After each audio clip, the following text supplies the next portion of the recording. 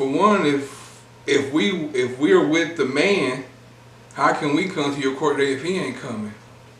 We moving when he moving. We around for him, and we around and we with you because they brought you in. You know what I'm saying? Raw was signed in to CTE. It ain't like he was a real, I ain't saying he wasn't a day one because he's part of USDA, but I'm talking about the real day ones. You know what I'm saying? Slick Pulla's a real day one.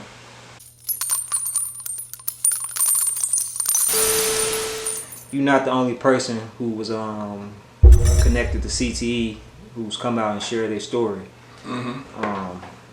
One other person, man, who's done an interview, who's been vocal about his time at CTE was Blood Raw. In an interview, he did an interview with Parlay, the End Departments. Shout out to them, man. Shout out to Parlay. I mean, he got a dope platform.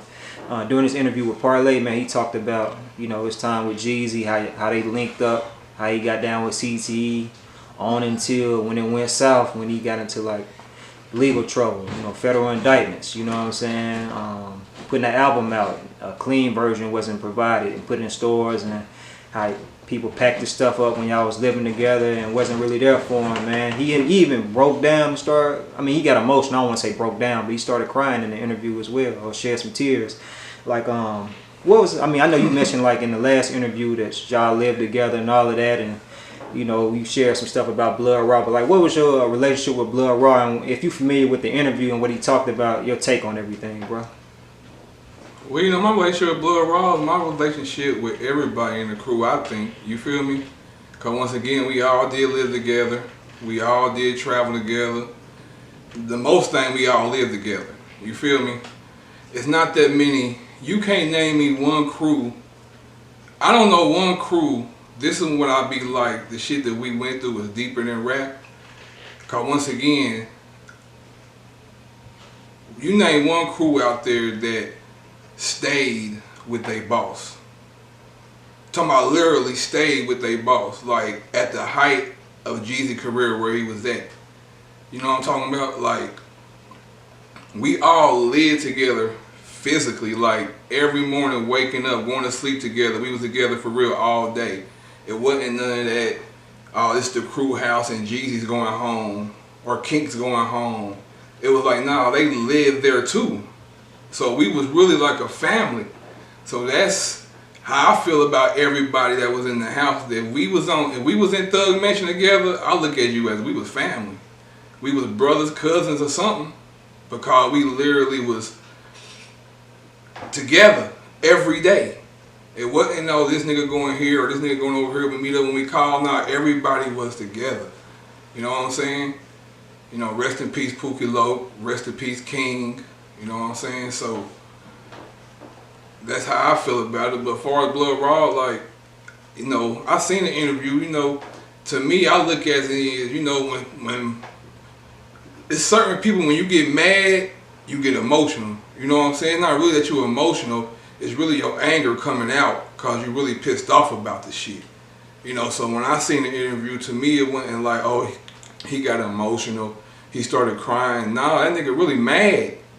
And that's how his madness comes out. You know what I'm saying? So at the end of the day, yeah, I know about all that shit. I was living there, you know what I'm saying? I know, yeah, you gotta understand. Like I said, we was a family. For one, you can't be mad at nobody but Jeezy. You know what I'm saying? That's all you could be mad at. Because you gotta understand, we in a mansion, right? You end up going to prison, catching a case on some old shit that really turned out wasn't shit. You know what I'm saying? You came home, whatever, but you should already knew what was going on. You just said the whole time you was locked up, Jeezy didn't send nobody to represent you for the label or nothing. Then nobody call and check on you or nothing. So what did you think was going on? You thought when you came back to the house you still was gonna have a room? Not saying a room wouldn't have went back to yours, but of course your room is about to get packed up and shit moved out, cause we deep in this motherfucker. You know what I'm saying? Some people didn't have rooms, like the people that really wasn't, that would come back and forth or might stay for a few days. But you know, it was room because it was couches, it was beds, it was rooms you could motherfucking sleep in. So when you left, you know, to me, yeah, we packed your shit up nicely and we moved one of the homies in the room. That's just how it go. Like, we supposed to just keep, like, we ain't saying your room is gone. We ain't saying you ain't part of the family, but a homie moved in your room. A homie couldn't move in your room while you was gone. It ain't like he was stealing shit or you was missing shit. Everything was packed up nicely, if you was coming back or not. What do you feel about y'all being a family, but nobody coming there to support them? Nobody like who? Like how you said, nobody from like CTE came to any of his court dates. It's only two people that could have did that. No, I'm talking about as far as like y'all being like homies and all of that. Do you feel like if you was in a situation like his, that you would expect for, you know what I'm saying, other people? You would expect for Jeezy? No, I'm asking you. Like, I mean, not even Jeezy. Like, just any of y'all. You, Slick, Pulla, or whoever else in the house. You can't. I'm asking them that. Like, now what you saying now? Like, now, as far as like how you talked about it, the household being like a family, like brothers, cousins, so on and so forth. If one of y'all get in trouble, like other people in the household, y'all develop a relationship, not taking time out to come to the court dates or support. I mean, yeah, but if for one, if we're with the man, how can we come to your court date if he ain't coming? We moving when he moving. We around for him. And we around and we fuck with you because they brought you in. You know what I'm saying? Raw was signed in to CTE. It ain't like he was a real, you know, I ain't saying he wasn't the day one because he's part of USDA, but I'm talking about the real day ones. You know what I'm saying? Slick Pulla's a real day one.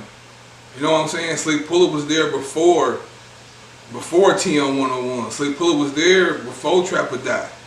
You know what I'm saying? Slick Pulla was there doing Streets is Watching and Come Shop With Me shit. You know what I'm saying? Slick Pulla's day one. You know what I'm saying? Five Chief, Big Dank, day ones. That's the people that I was in the house with at the beginning before the rap.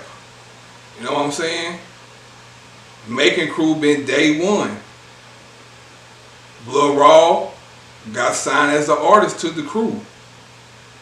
You know what I'm saying? Only people you really can expect or be mad at that didn't fuck with you or didn't do nothing would be Jeezy. You know what I'm saying? Because he the one that holds all the cards in his hand.